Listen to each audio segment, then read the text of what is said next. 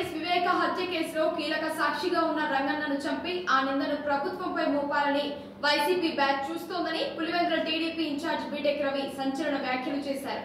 వివేక చనిపోయిన రోజు గుండెపోటు అని చెబితే నమ్మి మోసపోయానని, మరోసారి రంగన్నను చంపి ఆ నిందను మాపై వేయాలని చూస్తున్నారని ఆరోపించారు. గత ప్రభుత్వ హయాంలో పోలీసులు రంగన్నను కొట్టి హింసించారని, రంగన్న భార్య సుశీలమ్మ చెప్పిన మాటలను ఈ ప్రభుత్వంలో చేసినట్లు సాక్షి మీడియాలో ప్రసారం చేస్తున్నారని బీటెక్ ఫైర్ అయ్యారు. వివేక చనిపోయిన రోజే దానిని హత్యగా భావించి ఉంటే సాక్ష్యాలు ట్యాంపర్ అయ్యే అవకాశం ఉండేది కాదన్నారు. సాక్షులు ఒక్కొక్కరిగా మృతి చెందడంపై అనేక అనుమానాలు కలుగుతున్నాయని, ప్రభుత్వం వీటిపై నిగ్గు తేల్చాల్సిన అవసరం ఎంతైనా ఉందని అన్నారు. అందరికీ నమస్కారం.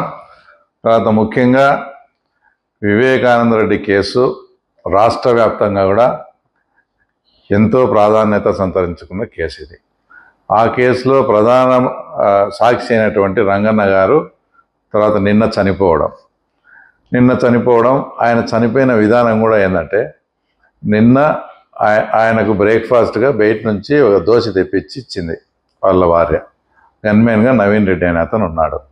ఆ దోశ తిన్న తర్వాత ఆమె అంగన్వాడీ ఆయా టీచర్గా పనిచేస్తుంది కాబట్టి ఆమె ఆ జాబ్లోకి వెళ్ళిపోయిన తర్వాత ఇతనికి ప్రాబ్లం ఉంది, నాకు ఇబ్బందిగా ఉంది, హాస్పిటల్కి తీసుకోండి అంటే దాదాపు మధ్యాహ్నం 12:30 1 గంట ప్రాంతంలో వాళ్ళ భార్యను రమ్మని వాళ్ళ భార్య తర్వాత గన్మెన్ నవీన్ రెడ్డి కలిసి పులివెందుల హాస్పిటల్కి తీసుకుపోయినారు.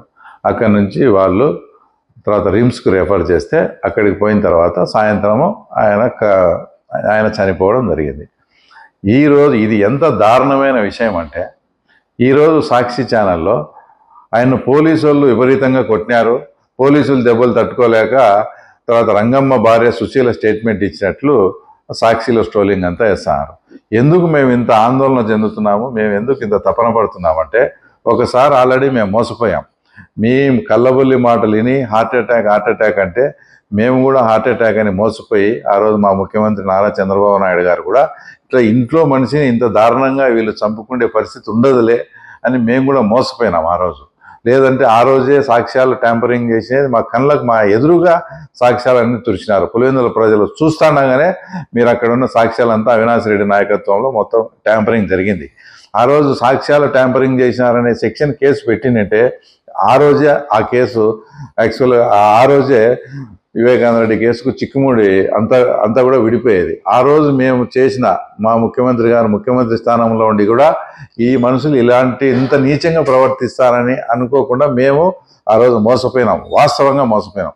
మళ్ళీ ఈరోజు మేము దాని గురించి కానీ న్యాచురల్లే అనే అందరి అభిప్రాయం కూడా న్యాచురల్ డెత్ అనే మేము కూడా అనుకుంటున్నాం ఇప్పటికీ. కానీ వీళ్ళు సాక్షిలో వేసింది ఇవన్నీ చూస్తే ఇప్పుడిప్పుడే మాకు కూడా అనుమానాలు కలుగుతూ ఉన్నాయి. ఎందుకంటే గతంలో వాళ్ళే మర్డర్ చేసి నారాసుర చరిత్ర అని మా ముఖ్యమంత్రి గారి మీద వేసినట్టు ఈరోజు కూడా ఆమె అసలు ఇంకో విషయం ఆమె మాట్లాడింది ఏంటంటే, గతంలో మర్డర్ జరిగిన తర్వాత సాక్ష్యానికని పిలిచి పోలీసు వాళ్ళు అప్పట్లో మమ్మల్ని వేధించినారు.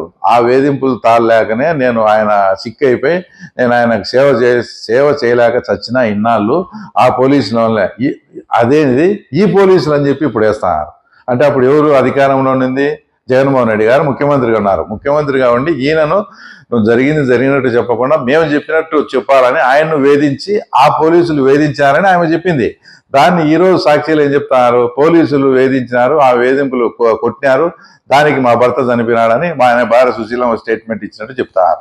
ఇవన్నీ ఏమవుతాయంటే మాకు పలు అనుమానాలకు దారితీస్తుంది. గతంలో మీరు చేసి అలాగే మా మీద ఎట్లా నెపం వేశారో ఈరోజు కూడా మీరు మళ్ళీ ఇదంతా చేసి దాన్ని కూడా పోలీసుల మీద రాష్ట్ర ప్రభుత్వం మీద వేసి బురద జల్లాలని. అందుకే మేము జాగ్రత్తగా అక్కడ ఉండే ఆఫీసర్స్ కానీ మా కడప ఎస్పీ కానీ ఇంకోరు కానీ దగ్గరుండి ఆయనకు ఏదైనా పాయిజన్ జరిగిందా ఇంకోటి జరిగిందా ఏమిటా అని సిస్టమేటిక్గా పోస్ట్మార్టం రిపోర్ట్ కూడా చేపించారు. తర్వాత అది కూడా తొందరలో వస్తుంది.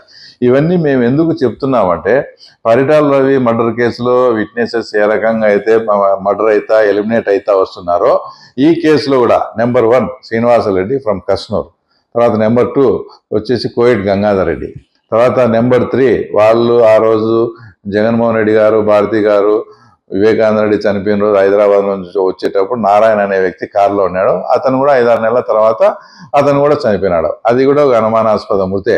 ఇంకా మాట్లాడుతూ పోతే అందరి అనుమానాలు ఈసీ గంగిరెడ్డి మీద. అభిషేక్ రెడ్డి గారు ఏమని స్టేట్మెంట్ ఇచ్చారు?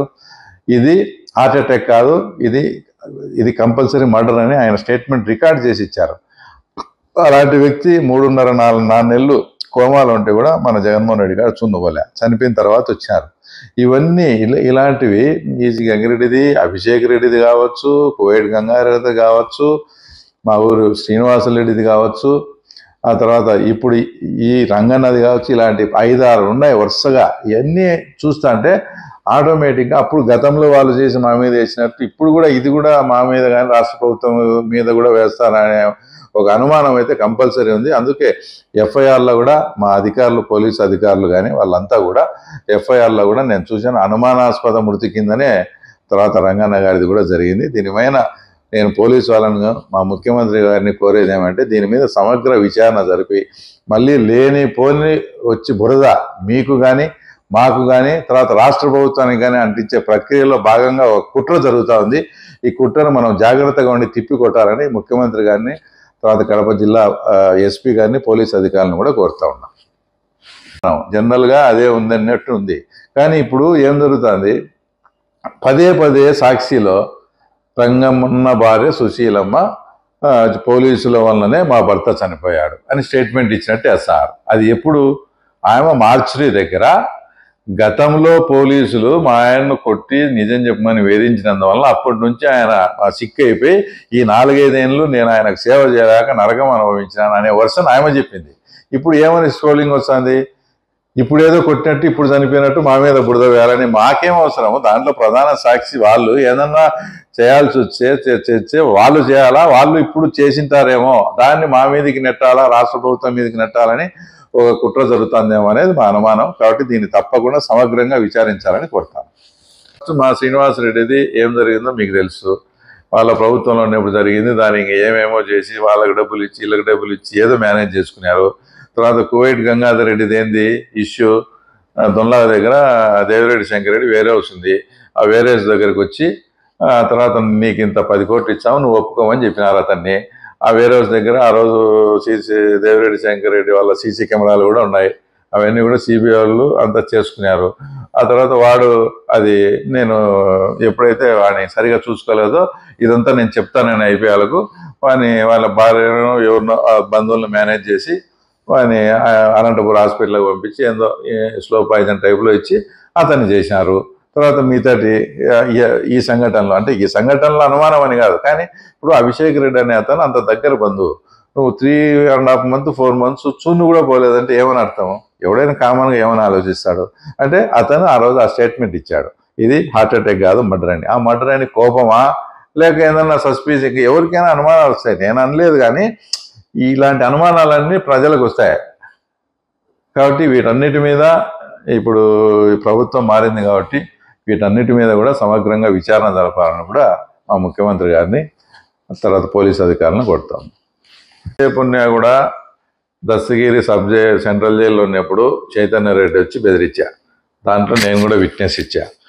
ఇవన్నీ చూస్తే దస్తగిరికి కూడా ప్రమాదం ఉండొచ్చు. ఎందుకైనా మంచిది గతంలో ఆయనకు ఏదైతే సెక్యూరిటీ ఉందో ఆ సెక్యూరిటీని పునరుద్ధరించాలని కూడా మన ముఖ్యమంత్రి గారిని నేను కూడా మీ ద్వారా కొడతా ఉన్నా. ఎందుకంటే అతను చాలా కీలకమైన వ్యక్తి ఈ కేసులో. కాబట్టి ఇంకా ఇన్ని చేసిన వాళ్ళు అతనికైనా ఏదైనా ప్రమాదం చేసే పరిస్థితి ఉంటుంది. నిజంగా మీ ముందు కూడా నేను దస్తగిరిని గతంలో ఏం తప్పు చేసినాడా ఏమా అనేది ఆ విషయాన్ని పక్కన పెడితే ఇప్పటికి వాళ్ళన్ని కోట్లు ఆఫర్ ఇస్తానే కూడా అతను ఏదైతే నేను తప్పు చేసా దానికి ప్రాయశ్చిత్తంగా ఉండాలా అనే దాని మీద స్టాండ్గా ఉన్నాడు చూడు. దానికి నిజంగా దస్తగిరిని అభినందిస్తూ దస్తగిరికి ఏం కాకుండా ఉండాలని కూడా భగవంతుని కోరుకుంటూ మా ముఖ్యమంత్రి గారిని కూడా దస్తగిరికి సెక్యూరిటీ పెంచమని కోరుతా ఉన్నా.